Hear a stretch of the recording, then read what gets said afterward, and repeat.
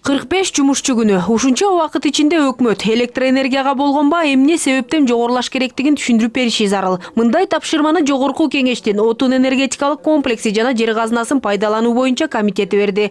Белгилей кетсек, өкмөттүн токтомуна ылайык электроэнергиясы 3 этап менен кымбаттайт. Анын акыркы мөөнөтү 2018 жылга барып такалат. Бул убакыт аралыгында электр жарыгынын баасы жылына 20%га чейин көтөрүү каралган. Алгач апрель айында 10%га көтөрүлсө, август айында дагы 10% кошулат. Учурда токтомдун экинчи этабы ишке киргизилүүдө. Бирок өткөндө өкмөттүн тарифтерди кымбаттатабыз деген сунушу катуу сын пикирге кабылып, апрель айында 10%га көтөрүү токтотулган. Депутаттар министрлер кабинети алгач биринчи этапта кандай негиздер менен көтөрүлгөнүн түшүндүрүп бериши керек дешет.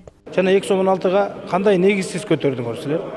Ошол 5 сом 61 тыйындан алып аткан Казакстандагы электр энергияңар 1 киловатт часы анын ардын жарым көлөмүн алганда 1 сом 82 түшүндүңөр. Андан кийин Тажикстандан 1 сом 5 тыйындан 1 сом 55 тыйындан почти 10 эсе арзан алып аткан электр энергия болуп аткан учурда негизсиз 2 сом 16 тыйынга эмне көтөрдүңөр? Ушуга бизге негиздеп жана справка обоснованияңарды бергиле десек, бир жомокту жазып берип атышат да. Ошон үчүн бүгүнкү күндө өкмөт буга обоснованияны жазып бериш керек толук.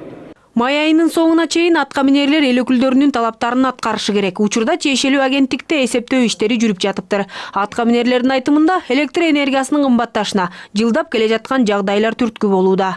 Элибиз 77 тыйындан төлөп атат. Светибиз 1 сом 67 тыйын. Анан өзүңөр ойлоп көргүлө, ортосунда кандай разница. Бүтүккө энергия компаниялар иштеп атат. Анан затраттары да аябай көп. Жабдыктардын баары эски, авариялары да көп. Мына өзүңөр билесиңер, Токтогулда авария болду, анын ремонтуна акча кетип атат. Мына тести загруженный иштетип атабыз. Аны да жагыш керек, ага көмүр керек, мазут керек, газ керек. Ушунун баары акча болуп атпайбы?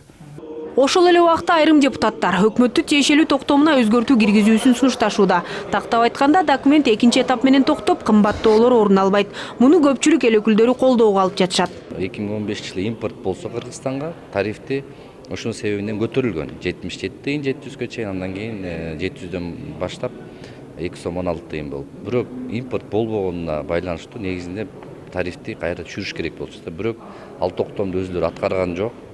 Азыркы учурда себеп жок көтөргөнгө. Эми өзүңүздөр билесиздер, жашоо турмуш андай эле чоң деңгээлге жете элек. Депутаттардын сунушу өкмөткө таасир береби жокпу азырынча белгисиз. Андыктан август айында электр энергиясы дагы 10%га көтөрүлбөйт деп эч ким кепилдик бере албайт. Анын үстүнө Токтогул суу сактагычына суу толбой жатат деген жүйөлөр эмитен кулак кагыш катары айтыла баштады. Электр энергетика компаниялары бизге өзүнүн эсеп чотун берип, отчетун, бюджетин бизге берип атат. Биз аны санап, бияқта финансист экономисттер отурат. Санап, анан биз алдын ала аны анализ кылып, анан айтабыз алдын алачы. Өйдө болорун, төмөн болорун азыр пока белгисиз. Эгер өкмөттүн токтомунун 3-чү этабы тең ишке аша турган болсо, социалдык тариф 1 сомго чукулдайт. Ал эми коммерциялык ишканаларга төлөмдөр бир кыйла жогорулайт. Акмарал Сабаттар, Самат Дөөлөтахунов, НТС.